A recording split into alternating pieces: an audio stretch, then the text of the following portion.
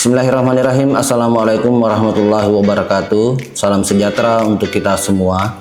Perkenalkan, nama saya Dr. Saparudin SOS MAP dengan IDN 0904089203. Salah satu dosen Institut Teknologi Bisnis dan Administrasi Argasali Baru, program studi Administrasi Publik. Sebagai seorang dosen, saya wajib memaparkan mengenai pentingnya tridharma perguruan tinggi yang salah satu diantaranya adalah bidang pengajaran. Video ini dibuat dengan tujuan untuk memenuhi salah satu persyaratan sertifikasi dosen SMART pada tahun 2025, yaitu pernyataan diri dosen dalam unjuk kerja tridharma perguruan tinggi atau PDD UKT-PT khususnya bidang pengajaran. Untuk itu, perkenankan saya untuk menjelaskan mengenai deskripsi mata kuliah yang saya ampu, yaitu mata kuliah komunikasi publik dengan metode DAI. Delivery yaitu dengan metode ceramah, dan interaction yaitu interaksi yang diberikan melalui tanya jawab yang diberikan kepada mahasiswa di awal pembelajaran atau di tengah-tengah pembelajaran. Terkait asesmen atau poin terakhir yaitu pemberian kuis yaitu melalui media aplikasi Kahoot. Saya akan mulai menjelaskan mengenai deskripsi mata kuliah komunikasi publik pada program studi administrasi publik. Mata kuliah ini adalah mata kuliah wajib prodi yang dapat ditawar oleh mahasiswa semester 4 dengan bobot 3 SKS teori selama 1 semester. Bahasa pengantar yang digunakan pada mata kuliah komunikasi publik adalah bahasa Indonesia. Mata kuliah ini menekankan pada kemampuan merancang dan menyampaikan pesan secara strategis dan efektif kepada masyarakat, khususnya dalam konteks pelayanan publik, pemerintahan, organisasi sosial, dan media massa. Lebih lanjut, materi pembelajaran pada mata kuliah komunikasi publik antara lain: 1. Konsep dasar komunikasi publik dan unsur-unsur komunikasi publik. Kedua, fungsi dan tujuan komunikasi publik dan agen-agen komunikasi publik. Ketiga, jenis kegiatan komunikasi publik dan prinsip penting komunikasi publik. 4. Pola komunikasi publik dan karakteristik komunikasi publik. Ya, adapun capaian pembelajaran mata kuliah CPMK 1 menguasai konsep dan prinsip komunikasi publik sebagai kemampuan dan cara berkomunikasi dengan baik dan teratur sebagai sasaran yang akan menjadi bekal dasar memasuki konteks bidang kekhususan lainnya. CPMK 2 mampu mengaplikasikan cara komunikasi dengan baik pada masyarakat. CPMK 3 mampu menggunakan media komunikasi publik dalam konteks pengembangan ilmu dan implementasi bidang keahlian. Adapun sub CPMK 1 mampu menjelaskan pemikiran logis, kritis, sistematis, dan inovatif dalam konteks pengembangan atau implementasi ilmu pengetahuan dan teknologi yang memperhatikan dan menerapkan nilai humaniora yang sesuai dengan bidang keahliannya. Sub CPMK 2 mampu menerapkan fungsi tujuan komunikasi publik dan agen-agen komunikasi publik. Sub CPMK 3 mampu menerapkan kaidah, tata cara, dan etika ilmiah untuk menghasilkan solusi atau gagasan dan kajian komunikasi publik. Sub CPMK 4 mampu menguraikan keputusan secara tepat dalam konteks penyelesaian masalah di bidang keahliannya berdasarkan hasil analisis terhadap informasi dan data dalam pelaksanaan komunikasi publik. Adapun referensi yang digunakan dalam mata kuliah komunikasi publik adalah referensi utama dan referensi pendukung. Referensi utama antara lain: 1. Cagara Hafid 2008 pengantar ilmu komunikasi. Yang kedua, Effendi 2011 ilmu komunikasi teori dan praktik. Yang ketiga, Hardiansa 2015 komunikasi pelayanan publik. Yang keempat, LAN 2007 modul 1 prinsip dasar komunikasi. Yang kelima, Mulyana D 2010 ilmu komunikasi suatu pengantar. Kemudian 6, Panuju R 2018 pengantar studi ilmu komunikasi sebagai kegiatan komunikasi sebagai ilmu. Yang ketujuh, Paten 1983 Responsible Public Speaking. Adapun referensi pendukung pada mata kuliah komunikasi publik yaitu yang pertama Asar Rasyad 2011 media pembelajaran, dan yang kedua Basiruddin, Usman dan Anawir 2002 media pembelajaran, yang ketiga Pirsan Nova 2011 krisis public relation, strategi PR menghadapi krisis, mengelola isu, membangun citra dan reputasi perusahaan. Ya, selanjutnya mengenai sistem pembelajaran yang saya terapkan dalam mata kuliah komunikasi publik di program studi administrasi publik. Sistem pembelajaran dalam mata kuliah komunikasi publik ini dilaksanakan secara sinkronus dan asinkronus dengan menggunakan pendekatan pembelajaran yang aktif yang mengutamakan peran aktif mahasiswa pada setiap proses pembelajaran. Metode pembelajaran yang dilakukan sesuai dengan materi pembelajaran seperti pekan pertama dan kedua menggunakan pembelajaran luring dengan bentuk perkuliahan sinkronus secara tatap muka atau dengan menggunakan media pembelajaran, pemberian materi dalam bentuk PowerPoint, sedangkan pembelajaran asinkronus dilakukan melalui forum diskusi WhatsApp.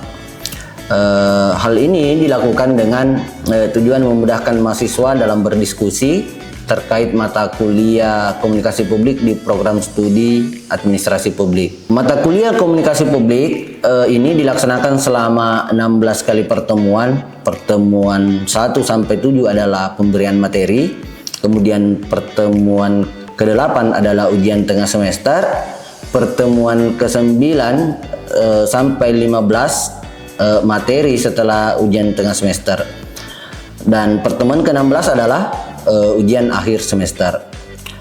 Evaluasi penilaian dalam mata kuliah komunikasi publik ini diperoleh dari pertanyaan kuis yang diberikan di setiap akhir pertemuan, penugasan individu, diskusi kelompok, UTS, dan UAS. Sesi kuis dilakukan setiap akhir pembahasan materi pembelajaran. Sistem penilaian berdasarkan rubrik kriteria atau grading. Ya, adapun bobot setiap komponen penilaian dibagi seperti berikut ini. Kehadiran dan partisipasi itu 15%. Kuis di setiap akhir pertemuan itu 20%. Dan ketiga, tugas individu atau kelompok itu 15%. Ujian tengah semester 25%, ujian akhir semester 25%. Skor akhir mata kuliah akan dikonversi ke dalam nilai akhir berdasarkan skala berikut ini.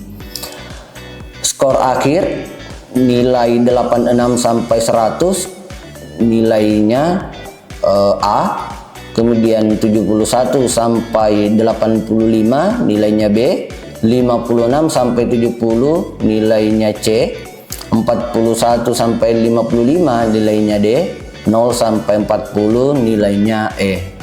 Selain nilai A sampai dengan nilai E digunakan pula nilai K yang berarti kosong. Mahasiswa yang memperoleh nilai D dan E dinyatakan tidak lulus. Ya. Kebijakan dosen atau khusus yang pertama, ketepatan waktu. Mahasiswa seharusnya hadir di ruang perkuliahan tepat waktu. Mahasiswa yang terlambat tidak lebih dari 15 menit sejak perkuliahan dimulai masih diperbolehkan mengikuti perkuliahan. Demikian narasi pengajaran untuk mata kuliah komunikasi publik. Terima kasih atas perhatian Anda selama pemaparan rencana perkuliahan semester ini. Semoga pemaparan ini memberikan gambaran yang jelas dan komprehensif tentang tujuan, metode, serta evaluasi yang akan dijalani selama proses perkuliahan ini. Selanjutnya adalah mari kita simak video pembelajaran mata kuliah komunikasi publik yang saya lakukan di kelas. Akhir kata, wabillahi taufiq wal hidayah. Assalamualaikum warahmatullahi wabarakatuh. Ya. Bismillahirrahmanirrahim. Assalamualaikum warahmatullahi wabarakatuh. Waalaikumsalam warahmatullahi wabarakatuh. Bagaimana kabarnya hari ini? Ya, sebelum kita melanjutkan perkuliahan kita pada minggu ketiga pada hari ini, marilah kita bersama-sama berdoa menurut kepercayaan dan keyakinan masing-masing. Berdoa dimulai.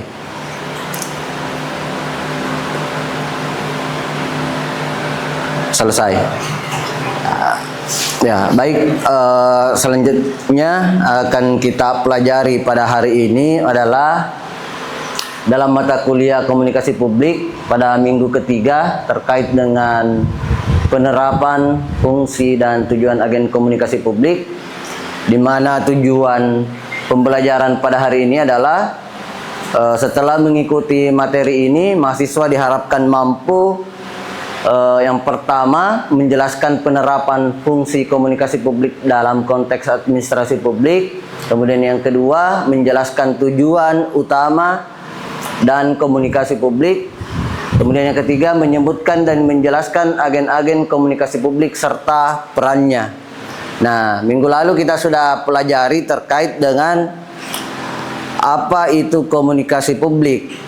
Nah, di situ ada dua substansi minggu lalu yang kita sudah pelajari terkait dengan apa itu komunikasi dan apa itu publik.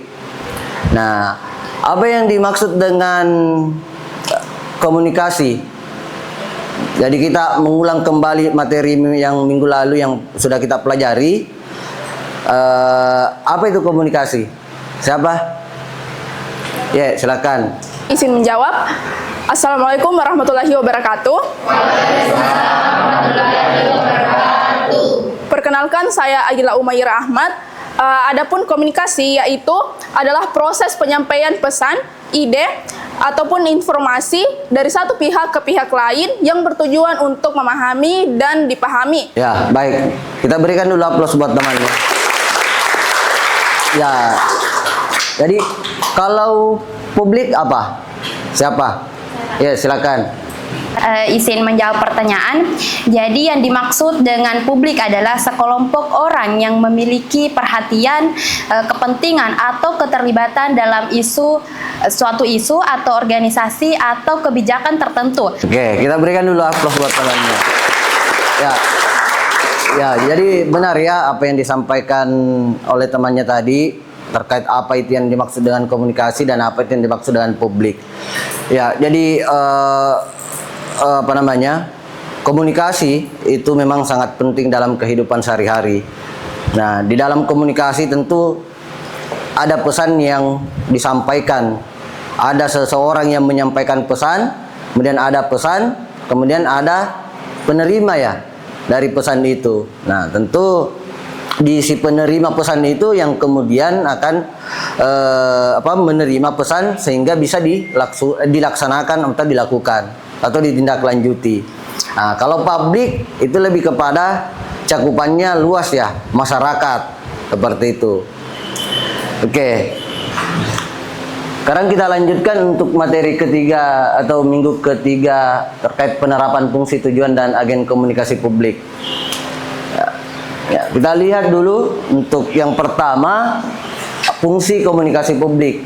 Ya, jadi komunikasi publik itu memiliki peran strategis dalam menjembatani hubungan antara pemerintah, lembaga, dan masyarakat.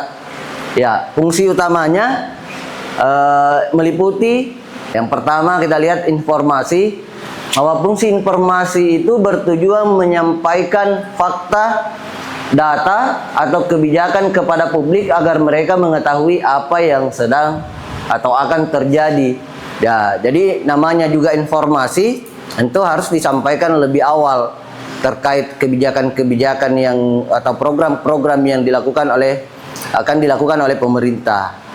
Nah, contoh penerapannya, ya misalnya update subsidi BBM yang melalui siaran pers dari Kementerian ESDM itu memberikan informasi kepada masyarakat tentang perubahan kebijakan harga atau distribusi BBM yang bersubsidi. Itu kan sudah disampaikan di lebih awal kepada masyarakat, kepada publik, terkait dengan kebijakan-kebijakan atau program-program yang diambil oleh pemerintah.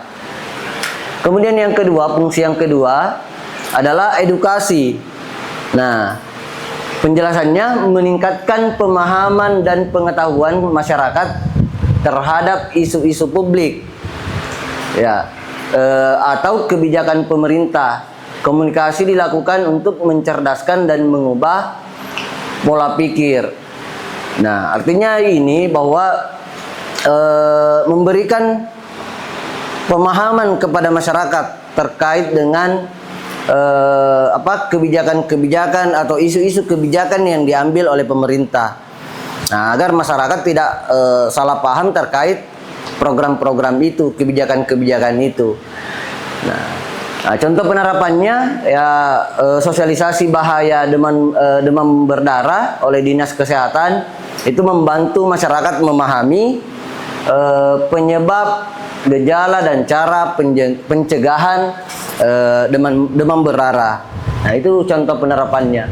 Kemudian yang ketiga, persuasi. Ya, fungsi persuasi di sini digunakan untuk membujuk atau memengaruhi publik agar menerima kebijakan, mengikuti aturan, dan mengubah perilaku sesuai dengan tujuan kebijakan. Nah, ini lebih kepada pendekatan-pendekatan yang persuasi. Biasa kita dengarkan kalau misalnya ada sesuatu yang sifatnya agak keras, itu kemudian dilakukan pendekatan-pendekatan yang persuasif ya oleh masyarakat, untuk masyarakat. Nah, contoh penerapannya yaitu kampanye anti korupsi oleh KPK. Ya, tujuannya adalah menanamkan nilai-nilai integritas dan menumbuhkan budaya anti korupsi di tengah-tengah masyarakat. Nah, kemudian yang keempat, partisipatif. Nah, ini adalah lebih kepada mendorong masyarakat untuk terlibat aktif dalam proses perencanaan, pengambilan keputusan, dan pelaksanaan kebijakan publik. Nah, ini sangat penting untuk dalam mewujudkan pemerintahan yang inklusif dan responsif. Nah, ini lebih kepada bagaimana masyarakat itu dilibatkan aktif, baik itu dalam proses kebijakan, perumusan kebijakan sampai pada implementasi kebijakannya. Nah, ingatkan kita belajar terkait dengan kebijakan publik. Nah, itu tidak terlepas dari komunikasi di dalamnya. Itu. Dan yang kelima, transparansi. Ya, fungsi transparansi ini memastikan bahwa publik dapat mengakses informasi yang relevan tentang penggunaan anggaran, kebijakan, dan kinerja pemerintah. Nah, ini bisa memperkuat akuntabilitas dan kepercayaan publik. Ya, nah kita lihat sekarang bahwa media sosial itu kan sudah ada transparansi. Kalau di desa itu transparansinya misalnya anggaran dana desa itu sudah diperlihatkan di website masing-masing desa. Nah, itu kan salah satu bentuk transparansi yang dilakukan oleh pemerintah, khususnya pemerintahan desa. Kemudian yang keenam, kontrol sosial. Jadi fungsi ini memungkinkan publik dan media melakukan pengawasan terhadap kinerja dan layanan pemerintah. Nah, ini menjadi salah satu mekanisme untuk mencegah penyimpangan dan meningkatkan pelayanan. Nah, kalau ini fungsi yang keenam ini, fungsi komunikasi publik yang keenam ini, itu lebih kepada melakukan pengawasan terhadap kinerja dan pelayanan publik. Nah, jadi memang perlu ada pengawasan terkait kinerja dari pelayanan publik ini. Nah, supaya apa tujuan dilakukannya pengawasan itu ada salah satu tujuannya adalah untuk mencegah penyimpangan yang terjadi, ya, dari penyimpangan, kemudian tujuannya adalah meningkatkan pelayanan itu sendiri. Misalnya contoh penerapannya, investigasi media atas layanan publik seperti buruknya pelayanan rumah sakit, pungli di kantor pelayanan, kemudian membantu masyarakat membuka masalah ke permukaan dan menekan perubahan. Nah, itu kan ini contoh penerapan fungsi komunikasi publik dengan contoh penerapannya. Nah, kemudian kita ke agen komunikasi publik. Nah, kita lihat bahwa yang termasuk dalam agen komunikasi publik adalah pemerintah dan lembaga negara. Ya, contohnya presiden, gubernur, dinas kominfo, lembaga legislatif, dan yudikatif.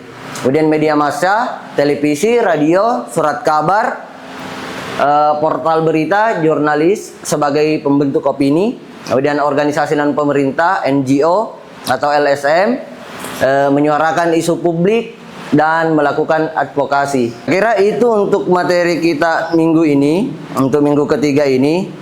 Jadi sebelum kita masuk ke kuis, lebih dahulu saya ingin menyampaikan kepada teman-teman atau ada yang ingin kita tanyakan terkait dengan materi kita pada minggu ketiga ini. Silakan. Ya, silakan Niar. Bismillahirrahmanirrahim. Assalamualaikum warahmatullahi wabarakatuh. Perkenalkan, nama saya Niar AS. Adapun pertanyaan saya, Pak, mengapa pemerintah penting membangun kepercayaan melalui komunikasi publik, Pak? Sekian dan terima kasih. Mengapa penting ya? Iya, Pak. Oke, pertanyaan kedua. Ya, silakan Rasmi. Mengenai komunikasi publik, jadi pertanyaan saya itu, Pak, apa tujuan dari fungsi komunikasi publik dalam menyampaikan informasi? Oke. Ya, terima kasih ya pertanyaan dari Niar dan Rasmi terkait apa tujuan dan fungsi komunikasi dan mengapa penting bagi pemerintah. Ya, jadi salah satu mengapa penting bagi pemerintah ya karena komunikasi yang baik itu dapat membuat masyarakat memahami dengan jelas percaya bahwa pemerintah itu bekerja secara transparan. Ya. Ini yang harus kita ingat bahwa pemerintah harus bekerja secara transparan dan berpihak kepada kepentingan publik. Ya, Niar ya. Nah, kalau terkait dengan pertanyaan dari Rasmi bahwa apa tujuan dan fungsi komunikasi, ya, jadi salah satu tujuannya adalah agar masyarakat mendapatkan pemahaman yang benar dan jelas mengenai program maupun kebijakan yang diambil oleh pemerintah khususnya. Gitu ya, Rasmi dan Niar, makasih atas pertanyaannya. Oke. Jadi sebelum kita tutup, kita akses kembali Kahoot-nya di HP-nya masing-masing. Ya.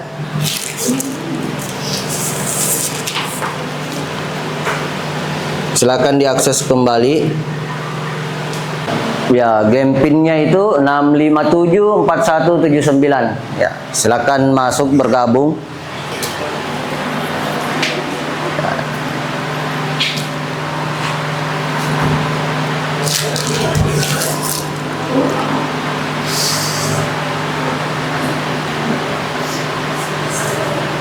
Jadi ada 5 nanti pertanyaan di dalam yang teman-teman harus jawab terkait materi kita pada hari ini. Nah, jadi silakan dijawab dengan cepat dan benar. Ya, apa fungsi utama komunikasi publik dalam menyampaikan informasi kebijakan kepada masyarakat? Oke, kita ke pertanyaan kedua.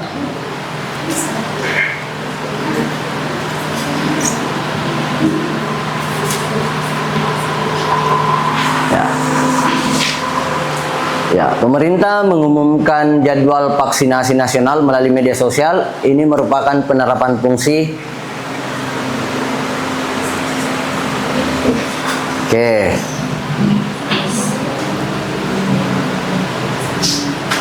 Oke, pertanyaan ketiga.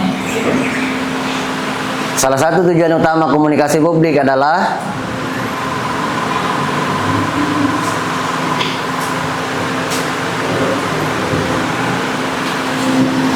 Oke. Pertanyaan keempat.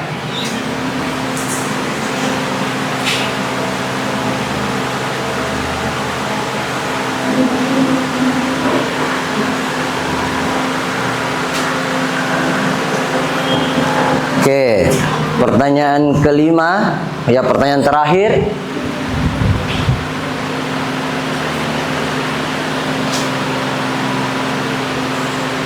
Ketika dosen menjadi narasumber di televisi membahas isu kebijakan, maka ia bertindak sebagai agen dari benar ya, akademisi. Oke, sekarang kita lihat siapa yang naik di podium 1 sampai 3. Oke, siapa ya? Rasmi. Oke, kita beri dulu aplaus buat teman-temannya. Ya, jadi baik, untuk pertemuan kali ini saya cukupkan. Insya Allah minggu depan kita akan belajar terkait dengan jenis kegiatan dalam komunikasi publik dan prinsip-prinsip dalam komunikasi publik. Dan nanti materinya akan saya kirim ke grup WA untuk kalian baca dan pelajari. Olehnya itu, sebelum saya tutup atau akhiri perkuliahan kita pada pagi hari ini, marilah kita bersama-sama membaca Alhamdulillahirabbil-alamin. Ya. Sampai bertemu di minggu selanjutnya. Saya akhiri dengan ucapan Assalamualaikum warahmatullahi wabarakatuh.